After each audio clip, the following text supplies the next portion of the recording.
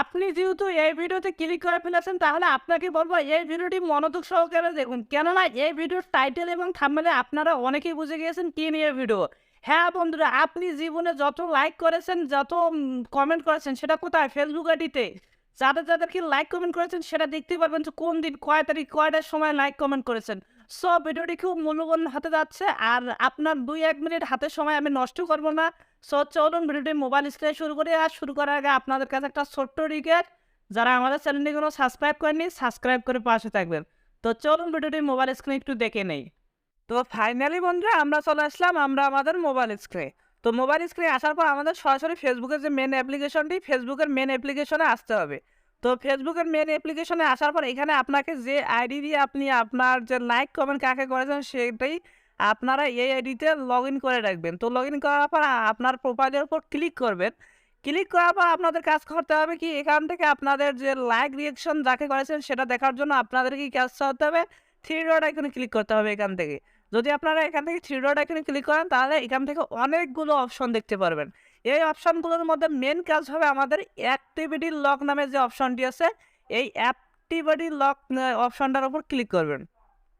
Click করার পর কিন্তু দেখতে পারবেন যে আমাদের এখানে অনেকগুলো সেটিংস দেখাচ্ছে। এই সেটিংসগুলো নিয়ে যদি আপনারা এক এক করে ভিডিও চান তাহলে আমি অবশ্যই আপনাদেরকে ভিডিও দেওয়ার চেষ্টা করব, এবং আপনারা অবশ্যই কমেন্ট করে জানাবেন যে ভাইয়া না আমি ওই সেটিংসগুলোর সবগুলোর ভিডিও চাই। সো কথা না বাড়াই, তো আমরা এখান থেকে কোন সেটিংটি কাজ করব, এখান থেকে দেখতে পারবেন যে ইন্টারেকশন নামে একটা অপশন আছে। এখানে লেখা আছে like, reaction, comment and more, অর্থাৎ অনেক কিছুই। যেটা আপনি যদি এই ইন্টারেকশনের ওপর ক্লিক করেন, অর্থাৎ ম্যানেজ ইন্টারেকশন, এই ইন্টারেকশনের ওপর যদি ক্লিক করেন তাহলে আপনার সামনে এমন একটি পেজ দেখাবে যেটা দেখে আপনার মাথা নষ্ট। কিন্তু আমি এই যে যতগুলো লাইক কমেন্ট করেছি, আজকে যতগুলো যাদেরকে কমেন্ট করেছি, লাইক করেছি, সেগুলো দেখাচ্ছে। আপনি চাইলে এখান থেকে অর্থাৎ আপনি এখান থেকে চাইলে যে আপনি কাকে কাকে লাইক করেছেন, কোন কোন পোস্টে লাইক করেছেন, সেগুলো আপনারা একটু দেখতে পারেন। দেখতে পাচ্ছেন আমি কিন্তু হাজারো হাজারো পোস্টে দেখতে পাচ্ছেন।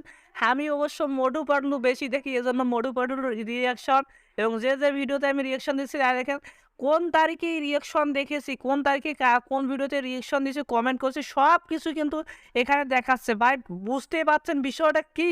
আপনি যদি চান যে এখান থেকে দেখবেন যে কোন তারিখে কাকে রিয়াকশন করেছেন, এখান থেকে ফিল্টারে সিলেক্ট করবেন।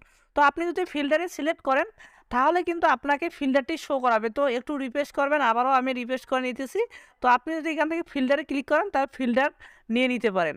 তো বন্ধুরা এরপর কাজ হবে আপনাদের এখান থেকে যদি অ্যারাইভে ক্লিক করেন তাহলে এখান থেকে যেগুলো করেছেন সবগুলো আপনি ডিলিট করে দিতে পারবেন।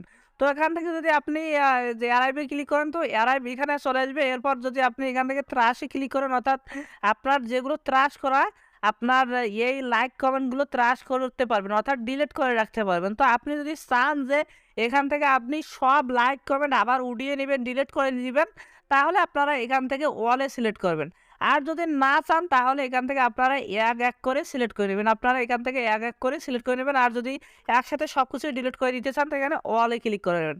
ওয়ালে ক্লিক করলে হবে এতদিনে যাদের পোস্টে লাইক করেছেন সেই লাইকগুলো অটোমেটিক রিমুভ হয়ে যাবে। সো বন্ধুরা এই ছিল মারাত্মক যে সেটিংস, সেই সেটিংসটা। আর এই সেটিংসটি যদি আপনাদেরকে ভালো লাগে অবশ্যই লাইক কমেন্ট শেয়ার করে আমাদেরকে জানাবেন, এবং কমেন্টে যদি কোনো সমস্যা হয় তাহলে আমাদেরকে অবশ্যই জানাবেন।